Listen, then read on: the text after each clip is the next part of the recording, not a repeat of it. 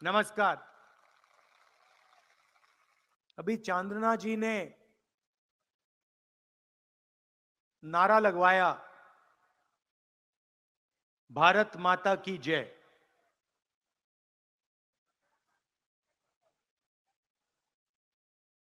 तो सवाल है, सब लोग ये नारा लगाते हैं, बहुत सुनने को मिलता है, भारत माता की जय। मगर ये भारत माता है कौन? ये है क्या? सवाल है। जिसकी हम जय करते हैं, सब लोग करते हैं, मैं करता हूं, आप लोग करते हो,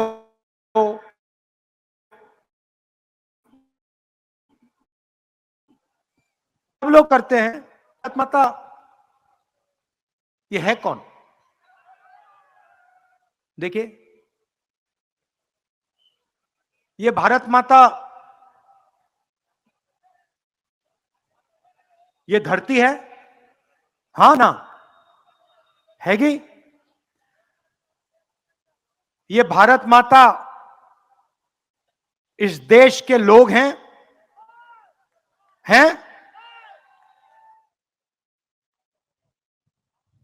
आप सबके भाई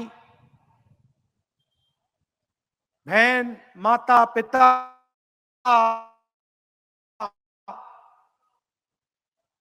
गरीब लोग, अमीर लोग, बुजुर्ग लोग, सारे के सारे जो लोग हैं जिनमें ये आवाज गूंजती है भारत माता की, ये भारत माता है। सही?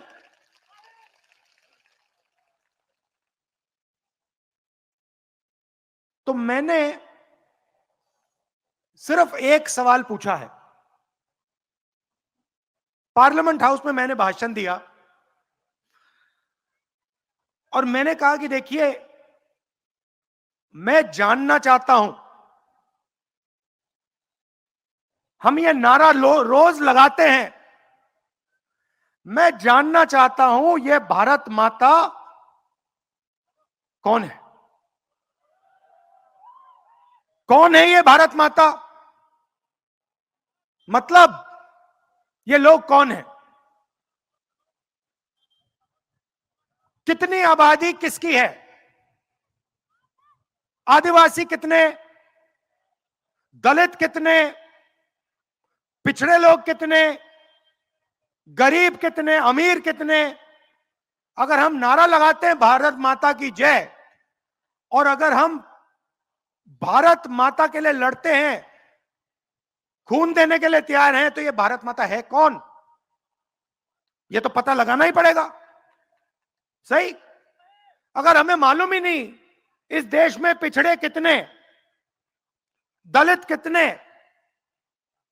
गरीब कितने, तो भारत माता की जय का मतलब क्या है? तो मैंने ये पार्लियामेंट में बोला, कहा कि इस देश को अब क्रांतिकारी काम करना पड़ेगा। इस देश को जाति जनगणना करवानी पड़ेगी। क्यों? मैं आपको बताता हूं। देश में कम से कम, मैं अंदाज लगा के कह रहा हूं क्योंकि इसका सच्चा जवाब किसी को नहीं मालूम, देश में कम से कम 50% पिछड़े लोगों की आबादी है। उनको आप पिछड़ों कह दो, उनको आप ओबीसी कह दो, उनको आप देश की रीढ़ की हड्डी कह दो,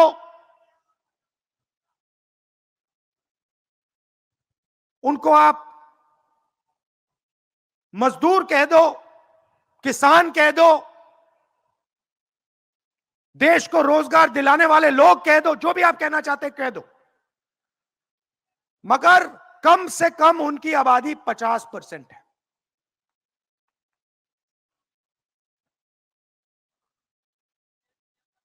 दलितों की आबादी 15%, आदिवासियों की आबादी 12 से 14%, मतलब भारत माता का सबसे बड़ा भाग दलित, आदिवासी और पिछड़ा है।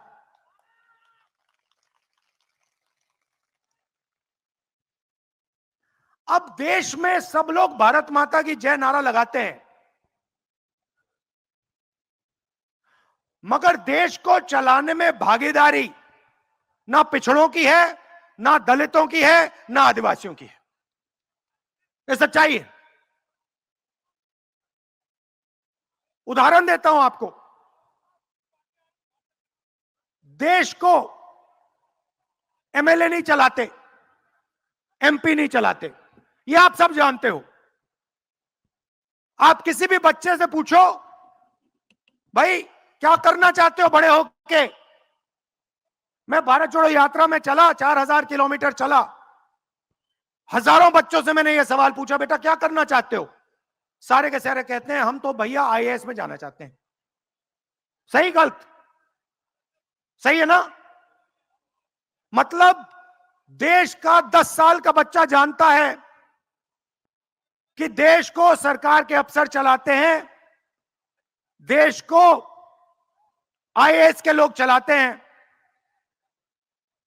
एमएलए चुनाव जीतता है, चुनाव हारता है, एमपी चुनाव जीतता है, चुनाव हारता है, अफसर कभी बदलना नहीं जाता। एक बार वो आईएएस में घुस जाता है, पूरी जिंदगी वहां पे काम करता है। ताली बजा रहे हैं, बात समझ गए? अब देखिए, तो मैंने सवाल पूछा पार्लियामेंट हाउस में, नरेंद्र मोदी उस साइड, मैं इस साइड, मैंने सवाल पूछा, नरेंद्र मोदी जी एक बात बताइए, अगर आप कहते हो भारत माता की जय का नारा लगाते हो और आप हर भाषण में कहते हो मैं ओबीसी, मैं ओबीसी, मैं ओबीसी, तो मुझे एक बात बता दो, ये जो 90 अफसर हिंदुस्तान को चलाते हैं, जिसको हम secretary to government of India कहते हैं, कैबिनेट सेक्रेटरी कहते हैं, इनमें से ओबीसी कितने? इसमें से दलित कितने? इसमें से आदिवासी कितने? आप भागीदारी की बात करते हो, ठीक है, आज पार्लियामेंट हाउस में मुझे बता दो, देश को जो चलाते हैं उसमें से ओबीसी कितने, दलित कितने, आदिवासी कितने? नरेंद्र मोदी एक शब्द नहीं बोले, चुप हो गए। नहीं, सुनिए, क्योंकि आपको यह बात गहराई से समझनी होगी। नरेंद्र मोदी चुप हो गए और फिर अगले भाषण में नरेंद्र मोदी की जो सच्ची सोच है वो निकल आई। अगले भाषण में नरेंद्र मोदी कहते हैं, मित्रों, देश में कोई जात नहीं है, देश में सिर्फ एक जात है, वो है गरीब। बात समझिए, जब ओबीसी को भागीदारी देने की बात आई, जब दलितों को भागीदारी देने की बात आई, जब आदिवासियों को भागीदारी देने की बात आई, तो नरेंद्र मोदी कहते हैं भैया इस देश में ना ओबीसी, ना दलित, ना आदिवासी। जब चुनाव जीतने की बात आई, नरेंद्र मोदी जी कहते हैं मैं तो ओबीसी हूं भाइयों बहनों, मैं तो हूं ओबीसी। अरे या आप ओबीसी हैं या फिर इस देश में एक जात है, आप बता दो। भाइयों और बहनों, आप चौंक जाओगे, हिंदुस्तान का हर ओबीसी युवा चौंक जाएगा। 90 अफसरों में से 3 अफसर ओबीसी, 90 में से 3, आबादी 50%, मतलब कम से कम 45 होने चाहिए, हैं 3। जनसंख्या के मुताबिक ओबीसी के 45 होने चाहिए, हैं 3। और बात सुनिए, कौन से 3? छोटी छोटी मिनिस्ट्री के 3 कोने में पीछे बैठे हुए हैं। अगर ये 90 अफसर जो हिंदुस्तान के बजट को बांटते हैं, मतलब शिक्षा में कितना पैसा जाएगा 90 अफसर, स्वास्थ्य में कितना जाएगा 90 अफसर, यहां पे कैनाल बनेगी 90 अफसर, नहीं बनेगी 90 अफसर, सेना को कितना मिलेगा 90 अफसर, शिक्षा में कितना, स्वास्थ्य में कितना 90 अफसर। अगर ये 90 लोग बजट को कंट्रोल करते हैं तो 3 लोगों को बजट पर कितनी भागीदारी है? सुनिए, अगर हिंदुस्तान की सरकार 100 रुपए खर्च करती है तो ओबीसी अफसर 5 रुपए का निर्णय लेते हैं। मतलब अगर हिंदुस्तान की सरकार 100 रुपए खर्च करती है तो ओबीसी अफसर जो 50% आबादी है, जिनकी 50% आबादी है, वो 5 रुपए का निर्णय लेते हैं। यह सच्चाई है भाइयों और बहनों। चलिए, यहां आदिवासी हैं तो मैं आपसे पूछता हूं, 90 में से आदिवासी कितने? 90 अफसरों में से आदिवासी अफसर कितने? कोई बता सकता है? बताइए बताइए। 1। 90 में से 1 आदिवासी, 3 पिछड़े जात के और 3 दलित। अगर ओबीसी अफसर 5 रुपए का निर्णय लेते हैं तो दलित अफसर 1 रुपये का निर्णय लेता है और आदिवासी कुछ पैसों का निर्णय लेता है। दलितों की, आदिवासियों की, पिछड़ों की हिंदुस्तान में कोई भागीदारी नहीं है। अब चलिए राजनीति पे चलते हैं। सवाल पूछता हूं, नरेंद्र मोदी ने 14 लाख करोड़ रुपया हिंदुस्तान के सबसे बड़े अरबपतियों का कर्जा माफ किया है। 14 लाख करोड़ रुपया। भाइयों और बहनों, इनमें से ओबीसी कितने, दलित कितने, आदिवासी कितने, ये बताओ मुझे। 14 लाख करोड़ रुपया कर्जा माफ किया नरेंद्र मोदी ने। उसमें 1 आदिवासी नहीं, 1 दलित नहीं, 1 पिछड़ा नहीं। मतलब हिंदुस्तान की 80% आबादी में से कोई नहीं।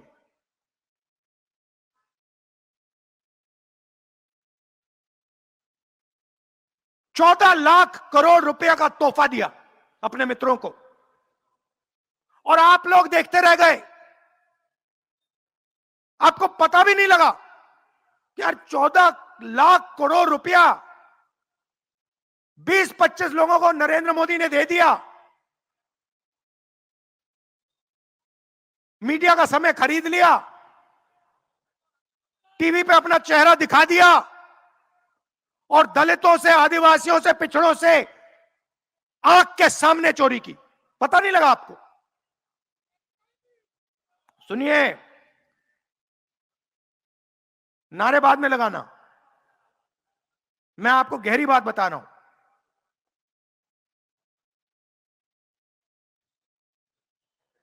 जीएसटी लागू की, कर्जा माफ किया ना 14 लाख करोड़ का, तो पैसा कहां से आया? आसमान से तो नहीं टपका। मतलब जैसे बारिश गिरती है वैसे पैसा तो नहीं गिरता ना, कभी आपने देखा है? नहीं ना, तो कहीं से तो आया होगा, आपकी जेब में से आया। आप पेट्रोल पंप में जाते हो, ट्रैक्टर में पेट्रोल भरते हो, जीएसटी का पैसा निकलता है। आप ढाबे में खाना खाते हो, जीएसटी का पैसा निकलता है। आप शर्ट पहनते हो, जीएसटी का पैसा निकलता है। पतलून खरीदते हो, जीएसटी का पैसा निकलता है। अच्छा एक बात बताओ, मान लो एक ऐसा दिन आया जहां पेट्रोल पंप में गए और आपके सामने अदानी जी पेट्रोल भर रहा है। ऐसा दिन कभी आएगा नहीं, और मान लो आ गया। आपने 5 लीटर पेट्रोल खरीदा और अदानी ने 5 लीटर पेट्रोल खरीदा, जीएसटी उसका ज्यादा या आपका?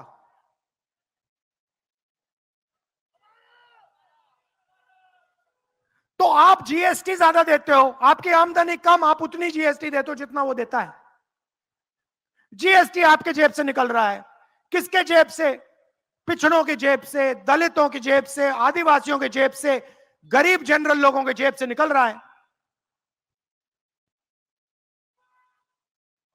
और 14 लाख करोड़ रुपया नरेंद्र मोदी ने 20-25 लोगों का कर्जा माफ कर दिया।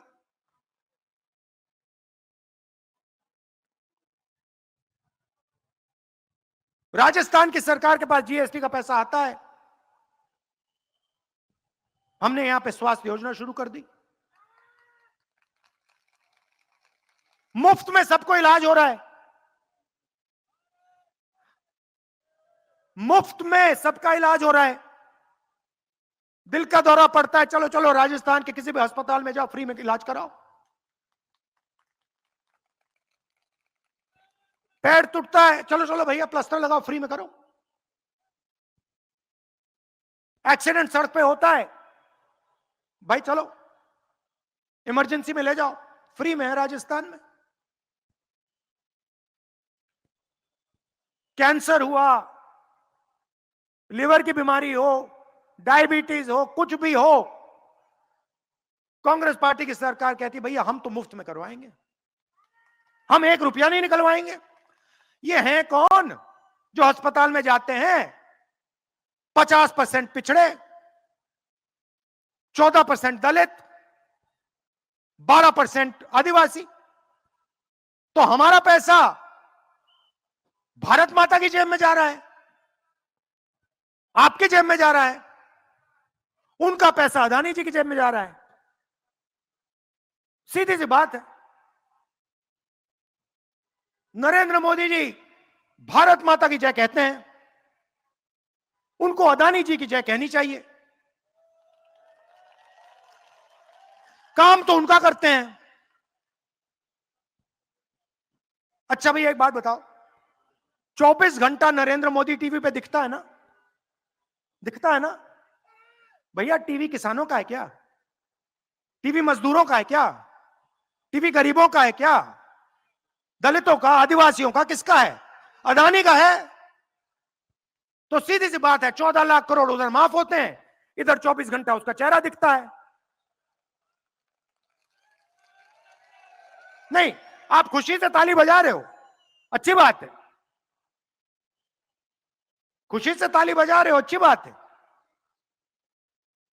मगर नुकसान तो आपका हो रहा है ना। 14 लाख करोड़ आपका ही तो पैसा गया, जीएसटी में आपका ही तो पैसा गया, आपकी तो कैनाल नहीं बनी ना।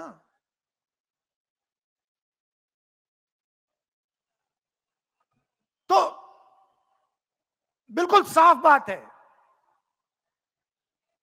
नरेंद्र मोदी, सुन लीजिए, नरेंद्र मोदी जाति जनगणना नहीं कर सकता। कुछ भी हो जाए, नरेंद्र मोदी नहीं कर सकता, क्योंकि नरेंद्र मोदी अदानी के लिए काम करता है। जाति जनगणना राहुल गांधी कर सकता है, कांग्रेस पार्टी कर सकती है।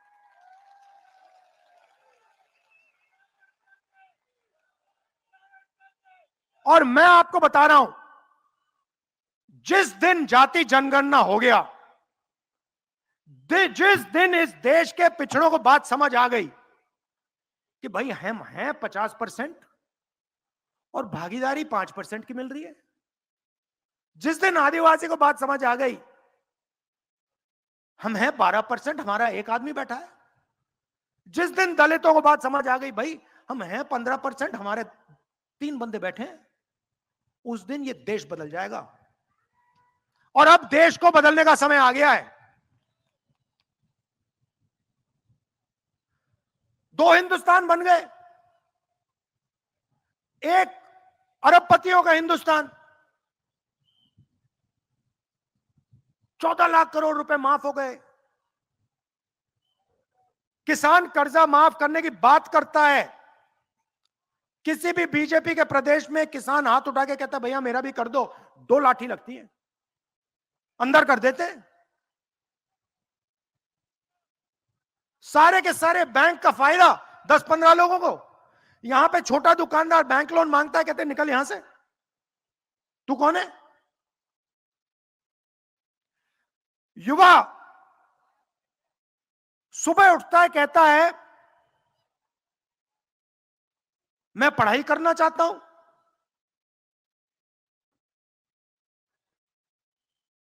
स्कूल जाता है, पता लगता है प्राइवेट स्कूल है, कॉलेज में जाता है, लाखों रुपए उठा ले जाते हैं। मुझे एक कुली मिला, रेलवे स्टेशन में कुली मिला एक मुझे, मैंने उससे कहा कैसे हो? कहता है राहुल जी कंधे पे सूटकेस उठाता हूं, मेरे सारे के सारे सपने नरेंद्र मोदी ने तोड़ दिए। मैंने कहा कैसे? कहता है राहुल जी मैंने इंजीनियर बनने का सपना देखा था, पापा से पैसे लिए मैंने, पापा मजदूरी करते हैं, पापा को तंग किया मैंने, 10 साल तंग किया, पापा मुझे पैसे चाहिए, इंजीनियर बनना है, पापा मुझे पैसे चाहिए, इंजीनियर बनना है। पापा के घुटने गायब हो गए,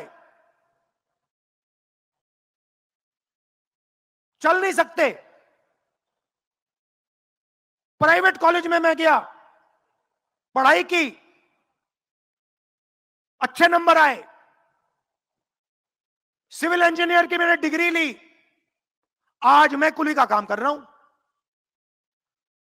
ये एक नहीं है, ऐसे करोड़ों युवाएं देश में जिनको हर रोज ठगा जा रहा है।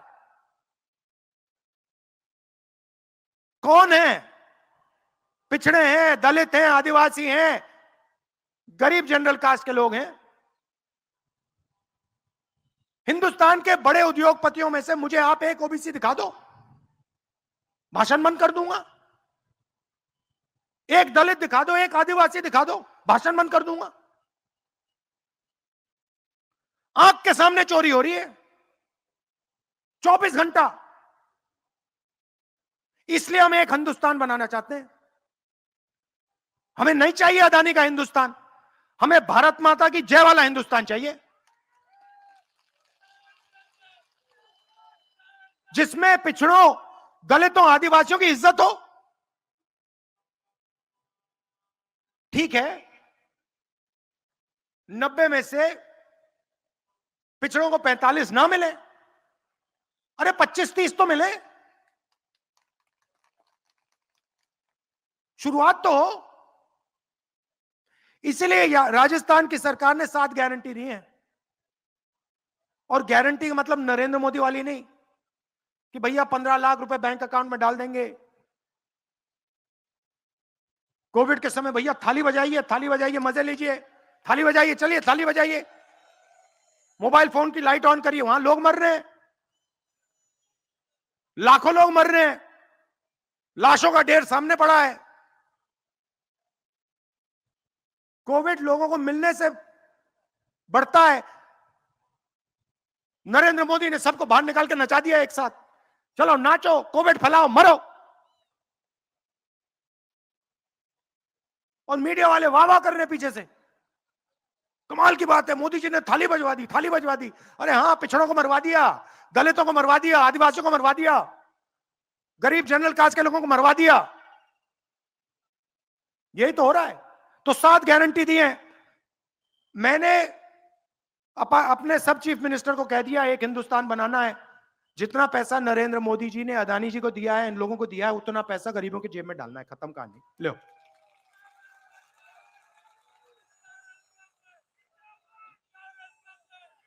राजस्थान के हर घर में, गरीब घर में एक महिला को, हर घर में एक महिला को 10,000 रुपए साल का गारंटी करके बैंक अकाउंट में। 1200 कितने का? किस सिलेंडर कितने का है? नहीं, आज कितने का है? 1100 का है ना? तो मैं आपसे चुनाव के बाद, आप लिख लो, महिलाएं जो आई हैं यहां लिख लो, चुनाव के बाद 500 रुपए का आपका गैस सिलेंडर हो जाएगा।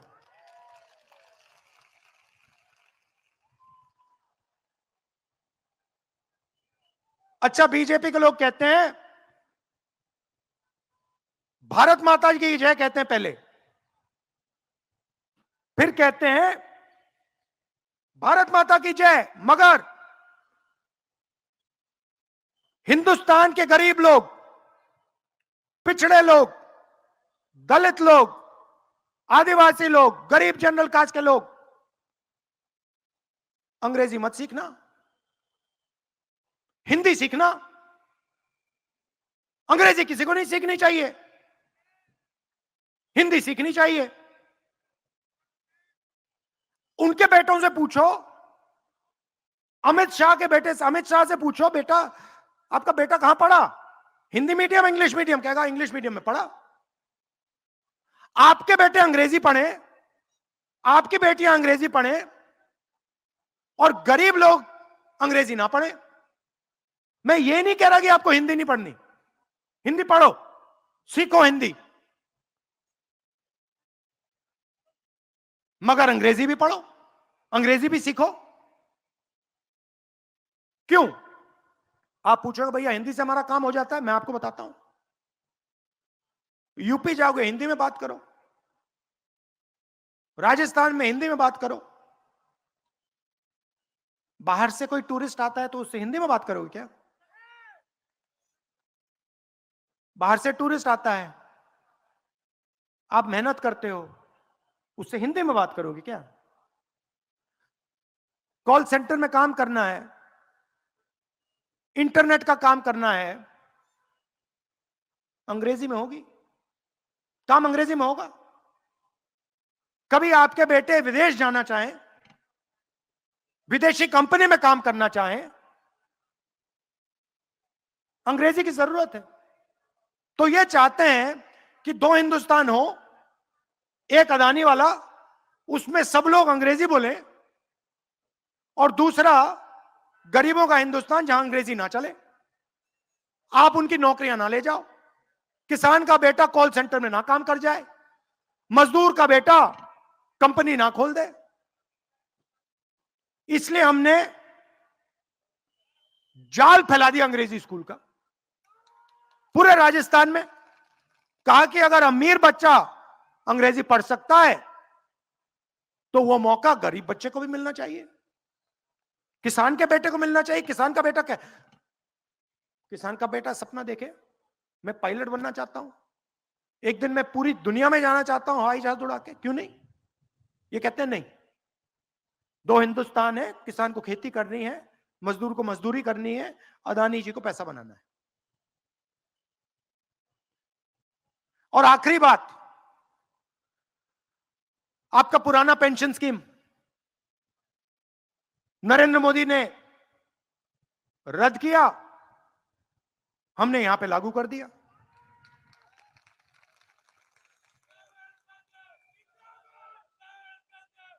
तो बात यह है, मेरा कहना है, अगर मैं भारत माता की जय का नारा